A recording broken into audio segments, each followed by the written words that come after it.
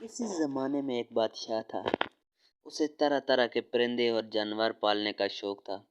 वो साल में एक मर्तबा जानवर और परिंदे पकड़ने खुद भी जंगल में जाता था।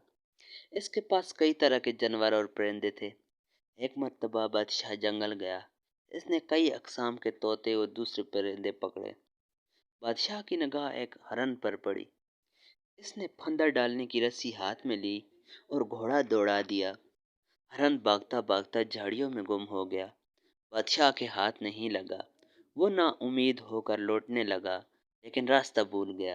हरन के पीछे पीछे वो बादशाह अपने साथियों से ना जाने कितनी दूर आ गया था। इसके चारों तरफ पेड़ ही पेड़ थे। इसने सोचा यहाँ जंगल में रुकना ठीक नहीं है। किसी एक से मत आगे बढ़ूं, शायद रास्ता मिल जाए और शाही महल पहुंच जाऊं या अपने साथियों से जा मिलूं। ये सोचकर बादशाह एक समत चल पड़ा। बादशाह को चलते चलते बहुत देर हो गई, मगर कोई रास्ता अब तक नहीं मिला था। सूरज भी गुरूब हो रहा था। सूरज डूबने से पहले बादशाह को एक पगडंडी मिल गई।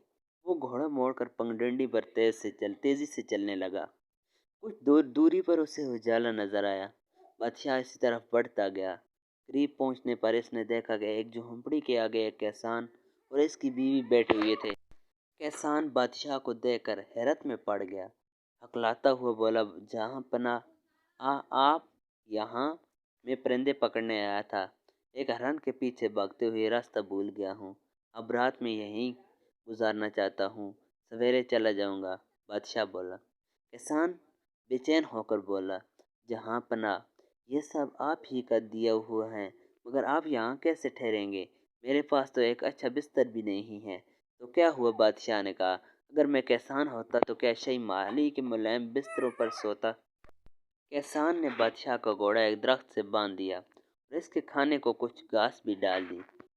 बादशाह ने आग तापते हुए किसान से पूछा, तुम्हारा नाम क्या है?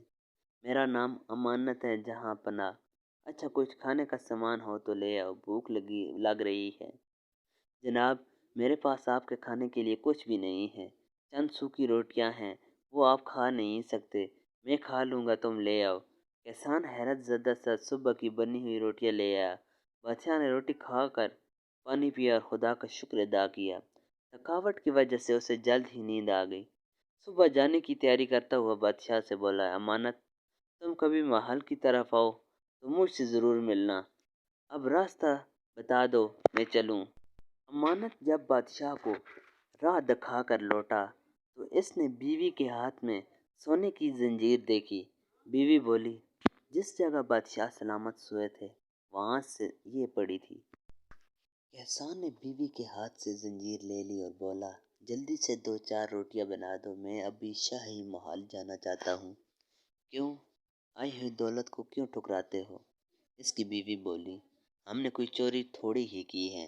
अमानत ने जंजीर को उलट पलट कर देखा। इसमें एक चमकदार हीरा भी लगा हुआ था।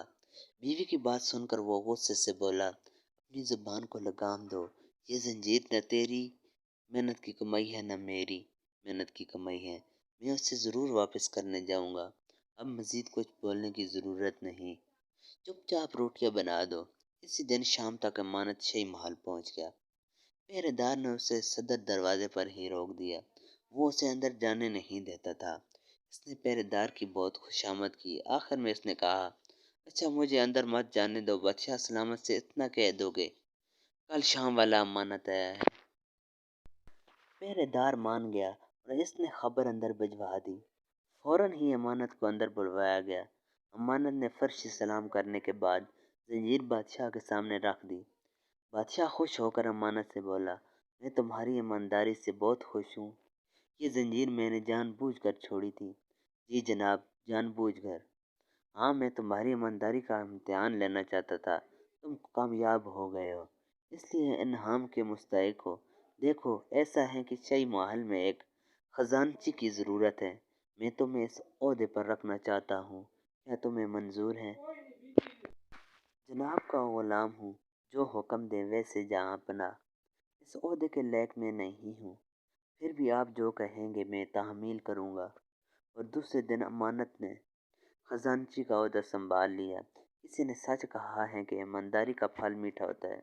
اس چینل کو سبسکرائب کریں، ویڈیو کو لائک کریں اور دوستوں کے